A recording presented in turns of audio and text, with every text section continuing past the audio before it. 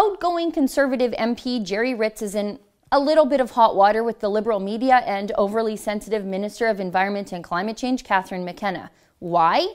Because of this tweet where he called Catherine McKenna Climate Barbie. McKenna tweeted back to Ritz, "Do you use that sexist language about your daughters, mother, sister? We need more women in politics. Your sexist comments won't stop us." And the Liberal media right now is in an absolute tizzy, running like countless stories about this apparent atrocious sexist act committed by Jerry Ritz, and Catherine McKenna is milking this thing for all it's worth, posting this video from the UN today. Here I am in the wall with former Secretary Generals. You may have noticed there's something similar, all men.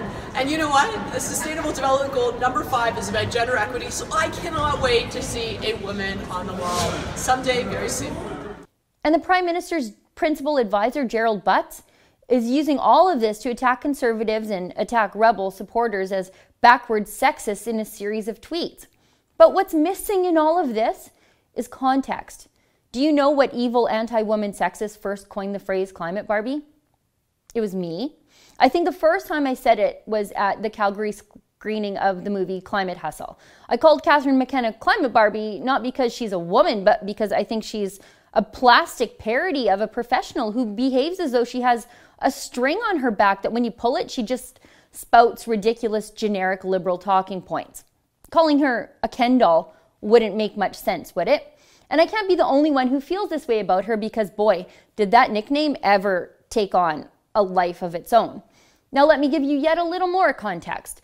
While Jerry Ritz was immediately bullied into an apology by an online mob of Liberal hand-wringers, it took one Liberal MP several weeks to apologize to Conservative MP Diane Watts for implying that she was a stripper based on her cell phone ringtone. Nicola D'Iorio, on International Women's Day of all days, asked Diane Watts, "Where is your pole to slide down?" when he heard her cell phone ringtone accidentally go off in committee. It didn't take minutes for him to apologize. It took several weeks. You know who wasn't fighting sexism back then? Catherine McKenna. She never said a damn word about Watts. But wait, I'm not done yet. How can we forget about Liberal MP Darshan Kang, accused of sexually harassing at least 2 staffers and offering to pay one of them to keep her mouth shut? There are allegations against Kang that go back for years. You know who isn't standing up for Darshan Kang's alleged victims?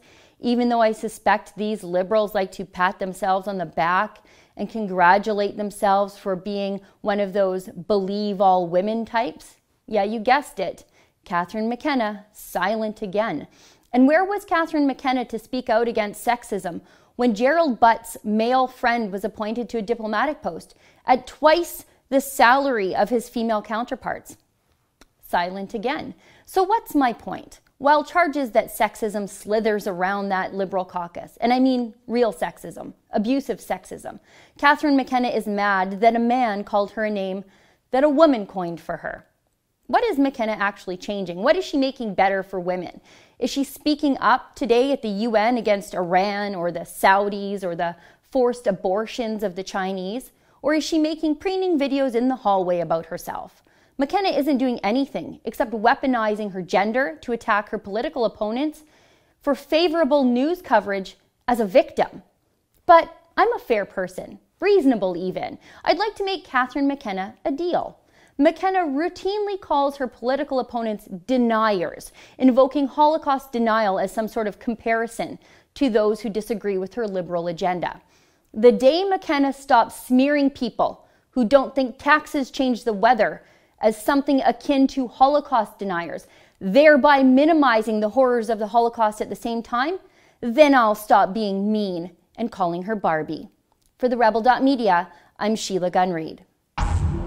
Liberals like Catherine McKenna hate when we tell the other side of this story. If you believe in our journalistic mission, go to theycan'tstopus.com.